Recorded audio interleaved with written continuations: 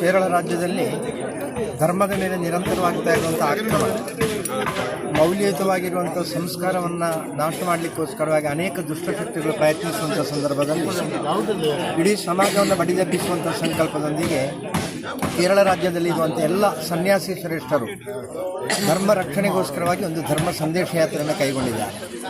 October 6ನೇ ತಾರೀಕಿನಂದು ಸಂಜೆ ನಾರಾಯಣ ಗುರುಗಳು ಪ್ರತಿಷ್ಠಾಪಿಸಿರುವಂಥ ಕುದ್ರೋಳಿ ಶ್ರೀ ಗೋಕರ್ಣನಾಥೇಶ್ವರನ ದೇವರ ಸನ್ನಿಧಿಯಲ್ಲಿ ಪ್ರಾರ್ಥಿಸಿ ಅಲ್ಲಿಂದ ದೀಪ ಪ್ರಜ್ವಲನೆ ಮುಖಾಂತರ ಹೊರಟಂಥ ಯಾತ್ರೆ ಇವತ್ತು ನಮ್ಮ ತಲಪಾಡಿಯಲ್ಲಿ ಎಲ್ಲರೂ ಕೂಡ ಅದನ್ನು ಹೃತ್ಪೂರ್ವಕವಾಗಿ ಸ್ವಾಗತಿಸಿಕೊಂಡು ಇವತ್ತು ಅಧಿಕೃತವಾಗಿ ಕಾಸರಗೋಡಿನಲ್ಲಿ ಉದ್ಘಾಟನೆಗೊಂಡು ಅಕ್ಟೋಬರ್ 7ರಿಂದ ಅಕ್ಟೋಬರ್ 21ನೇ ತಾರೀಕಿನ ತನಕ ಎಲ್ಲ ಜಿಲ್ಲೆಯಲ್ಲಿ ಕೂಡ ಯಾತ್ರೆ ಮಾಡಿ ಇಡೀ ಹಿಂದೂ ಸಮಾಜದಲ್ಲಿ ಒಂದು ಪರಿವರ್ತನೆಯನ್ನು ತರಲಿಕ್ಕೆ ಪೂರಕವಾಗಿರುವಂಥ ಸಂದೇಶವನ್ನು ನೀಡುವಂಥ ಕಾರ್ಯವನ್ನು ಎಲ್ಲ ಸನ್ಯಾಸಿ ಶ್ರೇಷ್ಠರು ಕೈಗೆತ್ತಿಕೊಂಡಿದ್ದಾರೆ.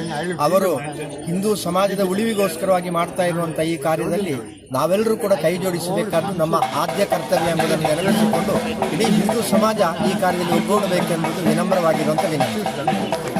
കേരളത്തിൻ്റെ നഷ്ടപ്പെട്ട മൂല്യങ്ങൾ, ധാർമ്മിക മൂല്യങ്ങൾ, അതിൻ്റെ അനുഷ്ഠാനങ്ങൾ, പൗരാണികമായ നന്മകളെയെല്ലാം തിരികെ പിടിക്കണം. അത് അല്ല എങ്കിൽ കേരളം നശിച്ചു പോകുന്നതിനിട വരും. നമ്മുടെ യുവത്വം ഇപ്പോൾ തന്നെ വഴിമാറി ലഹരിയുടെയൊക്കെ പുറകെ സാഹചര്യം ഉണ്ടായിരിക്കും. അരാജകവാദവും ദേശവിരുദ്ധതയും ഒക്കെ സ്വഭാവമായിട്ട് മാറിയിട്ടുണ്ട്. അപ്പോൾ അതിൽ നിന്നൊക്കെ ഒരു പരിരക്ഷ നമുക്ക് സമാജത്തിൽ ഉണ്ടാക്കണം. അതിന് ഓരോ ഹിന്ദുവിനെയും ബോധിപ്പിക്കുക, ഒന്ന് ഉണർത്തിയെടുക്കുക.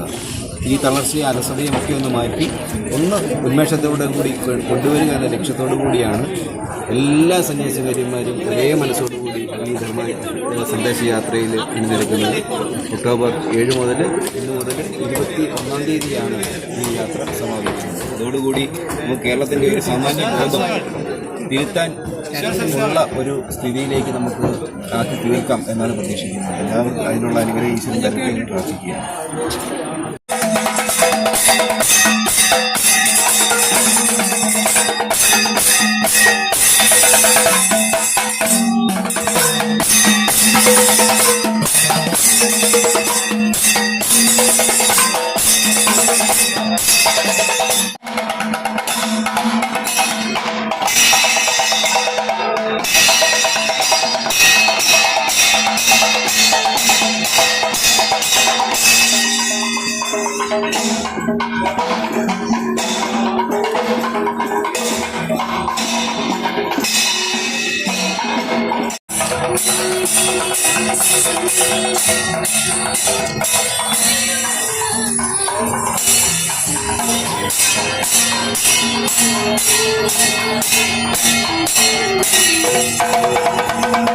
Thank you.